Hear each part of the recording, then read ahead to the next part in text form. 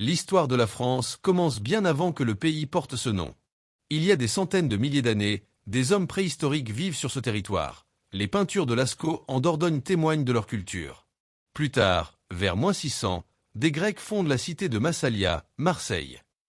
Le pays est alors occupé par les Gaulois, un peuple celte divisé en tribus, jusqu'à ce que Jules César conquiert la Gaule en -52, après la résistance de Vercingétorix. La Gaule devient romaine, romanisée, avec des villes, des routes et une langue qui influencera fortement le français. En 476, l'Empire romain d'Occident s'effondre. Les Francs, peuple germanique, s'installent et donnent leur nom à la future France. Leur roi Clovis, vers 496, se convertit au christianisme, faisant de la religion un pilier du royaume.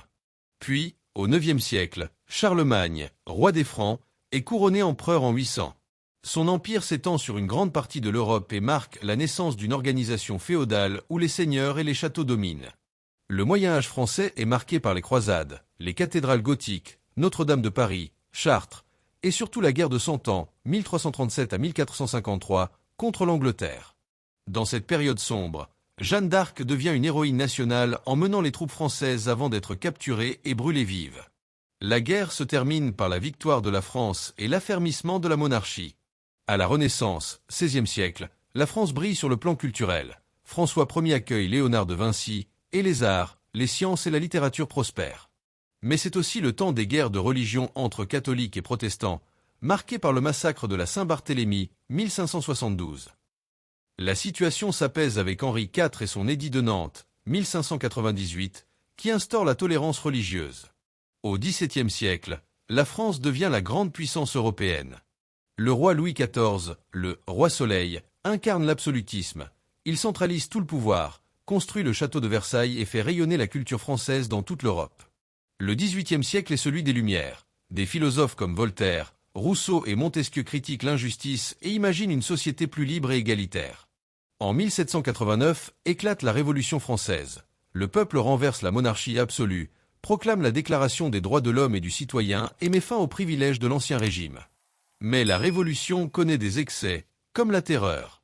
En 1799, un général ambitieux, Napoléon Bonaparte, prend le pouvoir.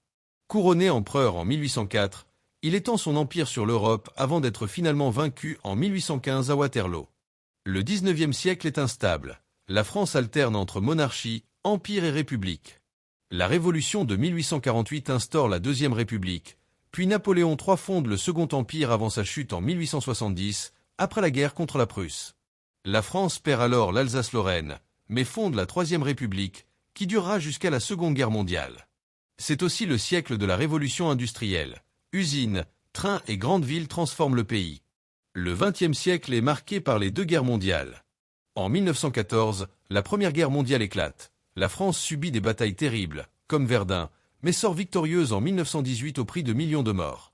En 1939, la Seconde Guerre mondiale commence. La France est envahie par l'Allemagne en 1940. Le pays est occupé jusqu'en 1944, quand la résistance et les Alliés libèrent le territoire. Charles de Gaulle devient le symbole de la liberté et fondera plus tard la Cinquième République en 1958, qui est toujours en place aujourd'hui. Après la guerre, la France se reconstruit, perd ses colonies, Indochine, Algérie, mais devient un acteur majeur de la construction européenne. Le pays connaît les 30 Glorieuses, 1945 à 1975, une période de forte croissance économique, avant de traverser des crises économiques et sociales. Aujourd'hui, la France est une démocratie moderne, membre de l'Union européenne et puissance nucléaire. Elle reste célèbre pour sa culture, sa gastronomie, sa littérature, son patrimoine, Versailles, Tour Eiffel, Mont-Saint-Michel, et ses valeurs républicaines, liberté, égalité, fraternité.